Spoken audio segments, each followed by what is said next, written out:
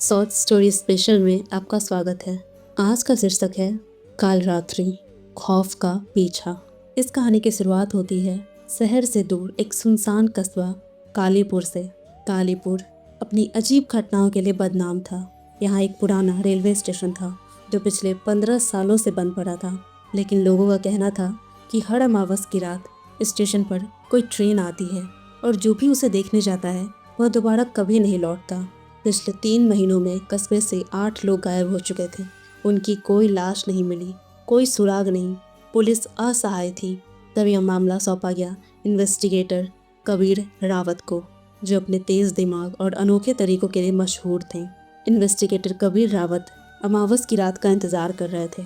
अमावस की रात को कबीर ने कालीपुर जाकर स्टेशन का मुआयना किया। यह जगह सुनसान और भूतिया लग रही थी। स्टेशन पर घनी झाड़ियाँ और टूटे हुए खंभे थे। पुराने टिकट बूथ पर अजीब से निशान थे, जैसे किसी ने आग जलाने की कोशिश की हो। गांव वालों ने बताया कि आखिरी ट्रेन यहाँ 15 साल पहले आई थी, लेकिन उसमें सफ़र करने वाले सभी लोग गायब हो गए थे। तब से इसे काल रात्रि की ट्रेन कहा जाता था। अमावस की रात कबीर स्टेशन पर छुपकर निगरानी करने का फैसला करता है। रात के ठीक 12 बजे धुंध छाने लगी और अचानक ट्रेन की सीटी सुनाई दी। यह बिल्कुल विश्वास करने लायक नहीं था, क्योंकि यहाँ अब कोई रेलवे लाइन भी नहीं थी। फिर ट्रेन कहाँ से आ रही थी? कुछ ही देर में एक पुरानी धुएं से भरी ट्रेन प्लेटफॉर्म पर आकर रुकी।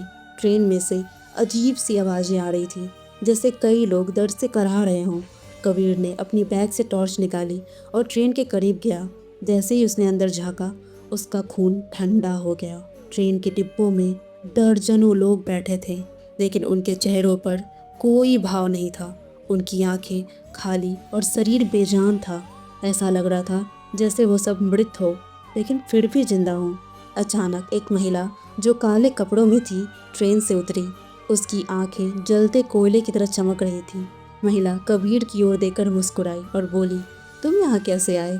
यह जगह केवल उनके लिए है जो अपने पापों से भाग रही हैं। कबीर ने खुद को संभाला और उससे पूछा, ये लोग कौन हैं और यह ट्रेन कहाँ जाती है? महिला ने कहा, यह ट्रेन उन्हें ले जाती है जो अपने अपराधों का बोझ ढो रहे हैं। लेकिन तुम यहाँ क्यों हो? या फिर तुम भी किसी पाप के भागीदार हो? महिला की बातों से कबीर के दिमाग में सवाल उठने लगे। उसने महिला से आगे पूछा, लेकिन अचानक ट्रेन की सीटी फिर से बजने लगी।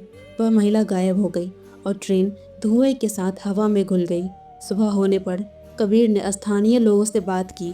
उसे पता चला कि 15 साल पहले इस स्टेशन पर एक बड़ा हादसा हुआ था। एक ट्रेन में आग लगने से उसमें सवार सभी यात्री मारे गए थे। स्टेशन मास्टर जो इस हादसे के लिए जिम्मेदार था, गायब हो गया था।